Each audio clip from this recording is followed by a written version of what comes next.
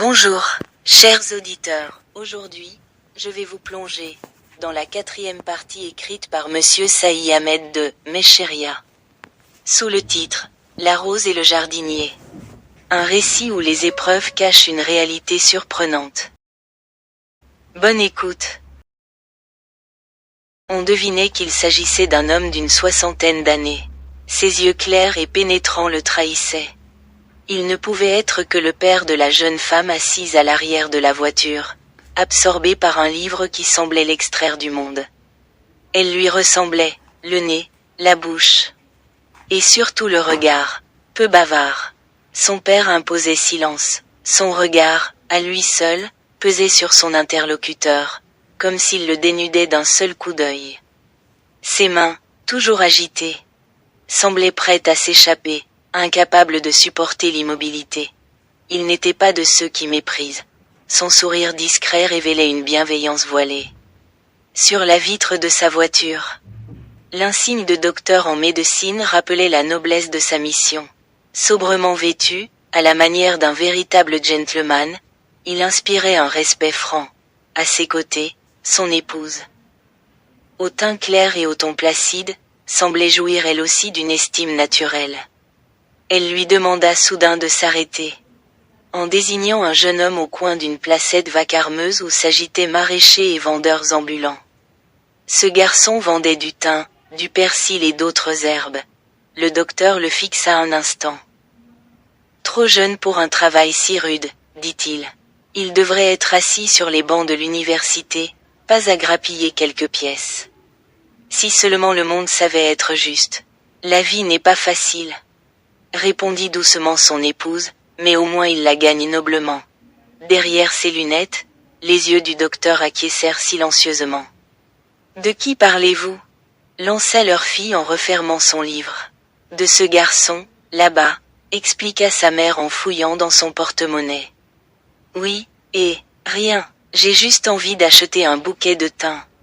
On dit que ceux du Sud ont plus de force. Ah, d'accord, fit la jeune fille. Le docteur immobilisa la voiture près du vendeur et lui adressa un sourire courtois. Un bouquet de thym, mon garçon. Le plus beau que tu aies. Le jeune ne répondit pas.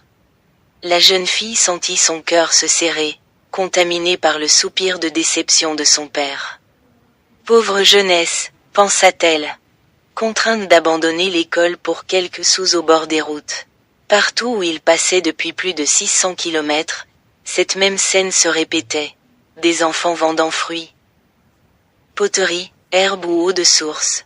C'était le miroir d'un pays immense et magnifique, traversé d'une jeunesse bouillonnante et désarmée. Le regard du docteur resta fixé sur le vendeur, dont les doigts agiles liaient des bottes de persil et de thym.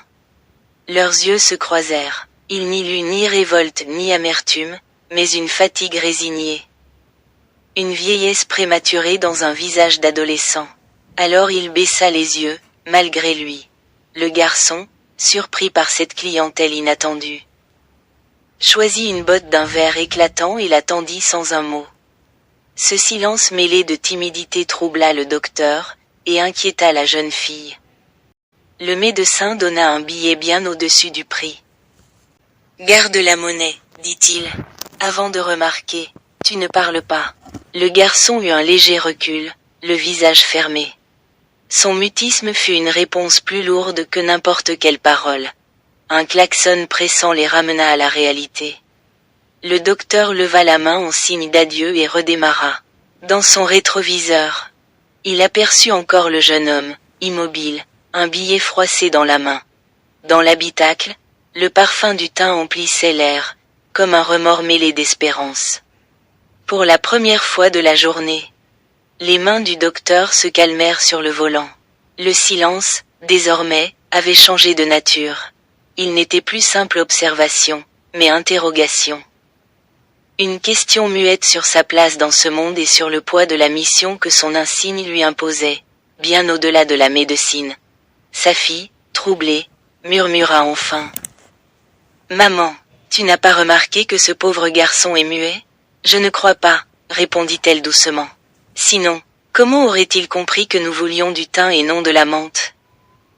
Et puis, à quoi bon t'en parler, quand on est marchand? Tu vois, Nadia, conclut le père avec un sourire, je t'ai toujours dit que ta mère est très intelligente.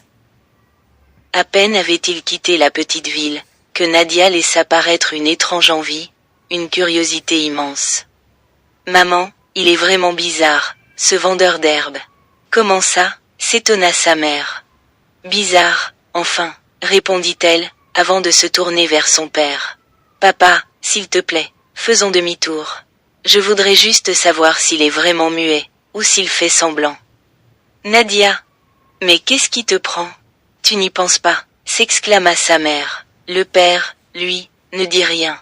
Mais on devinait, à son regard, que la même curiosité l'habitait. Sans un mot de plus. Il fit demi-tour. Il fit demi-tour.